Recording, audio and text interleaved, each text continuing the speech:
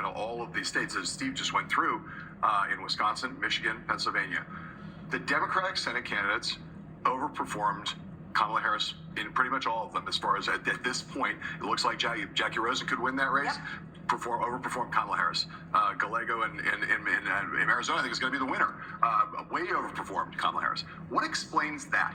I don't know that I've ever seen a situation where consistently a party's Senate candidates have overperformed their presidential nominee. Somebody will correct me if there's a past example of that. I can't think of one, but it's pretty much across the board in these competitive Senate races. What explains that? What explains it to you? Well, I think. Would you like me to say it? I think want to say it. Well, if she were a 6'4" white man from Arkansas or from Florida, and she ran a good middle of the road campaign talking about reaching out, do you think she would be losing by that much? If she could like chew tobacco and carry a shotgun and talk about football and be a guy's guy, I mean, you tell me. Well, let's combine that though, and I don't discount those questions of race and gender, but I also think we should combine that with the thing we talked about earlier, which is unlike all those Senate candidates who were campaigning for 2 years and are very well known in that. Some of them are Senate incumbents who are very well known in their states.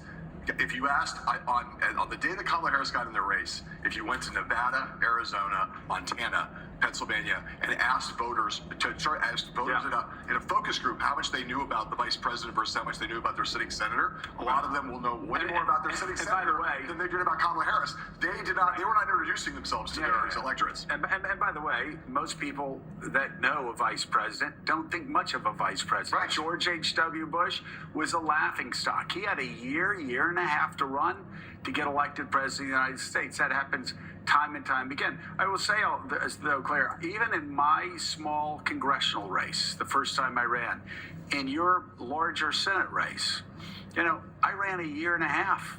People said, why did you run so long? I said, because it took me 6 months of screwing up to figure out what was connecting with people. It took me 9 months to figure out what stump speech I wanted to carry in to whether it was VFW halls or churches or wherever I was going. It takes time. And that's for, again, a small congressional race. You're parachuted down with 3 months to go in a presidential race. Americans don't have a lot of time to get familiar with you. Yeah, no question about that. And it turns out that, fear and anger. Fear and anger were the most powerful political tools right now in America. And we all believed, I think, to a person, and I think the vast majority of people who voted for Kamala Harris believed that fear and anger were not the answer. But clearly fear and anger is what he was marketing, and it worked. And we got to come to grips with that. This isn't as much about Donald Trump as it is about America. Rev, this picking up the pieces and the postmortem will begin this morning in the Democratic Party and may go on for years to come. This is a generational defining election where they're going to have to ask some hard questions of themselves inside the party. So in these early hours after Donald Trump has declared the winner, what's your assessment of what happened and where the party needs to go from here? Well, I think a serious assessment must be made to really understand the fear that Donald Trump was able to play on people, and to really, rather than just finger point and name call, really understand what drove a lot of voters to not go where, in my opinion, logic should have brought them, and whether the messaging was right. But I also go back to the point I made earlier, and Joe raised, we cannot ignore there is still a lot of racism and gender bias in this country. And I think for us to ignore that and not try to bring that front and center so we can heal that would mean that we would end up in the same place. Kamala Harris is a woman of color in an interracial marriage and running as a woman to be the head of state. That is something a lot of Americans are not ready to deal with. How we move that forward, we need to face it and deal with it. And I hope we do it in a way that shows that we will be more mature than when they lost. There will be no January 6th insurrection from our side. It must be the maturing of America. Well, I just say, Rev, really quickly, too. Democrats need to be mature and they need to be honest. And they need to say, yes, there's misogyny. But it's not just misogyny from white men. It's misogyny from Hispanic men.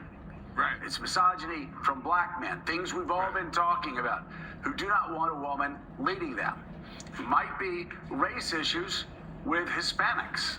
They don't want a black woman as president of the United States. You know, the Democratic Party, I've always found when you're sitting around talking, they love to just sort of balkanize everybody into these separate groups and say, oh, white people don't like women and black people. No, it is time for the Democrats to say, okay, and you and I have talked about this before, a lot of Hispanic voters have problems with black candidates.